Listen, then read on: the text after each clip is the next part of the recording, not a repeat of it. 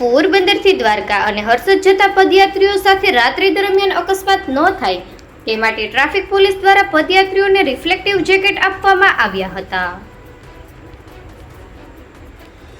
પોરબંદરથી દ્વારકા અને હર્ષદ તરફ મોટી સંખ્યામાં પદયાત્રીઓ જતા હોય છે. આવા પદયાત્રીઓ સાથે રાત્રિના સમયે ઘણી વખત અકસ્માતના બનાવ બનતા હોય છે.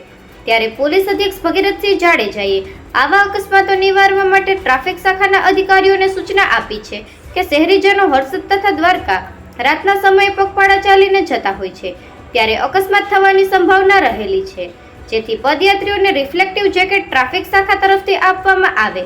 જે જેકેટ પદયાત્રીઓએ રાત્રિના સમયે ચાલતી વખતે પહેરશે તો અકસ્માતથી બચી શકાશે.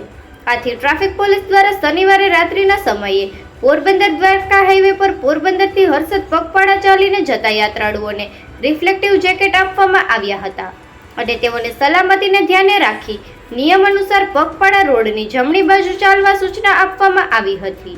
તેમજ યાત્રા પૂરી થયે રિફ્લેક્ટિવ જેકેટ 2 દિવસમાં ટ્રાફિક શાખા ખાતે જમા કરાવવા જણાવવામાં આવ્યું હતું. નિકુલ પોપટ, પોરબંદર ટાઈમ્સ.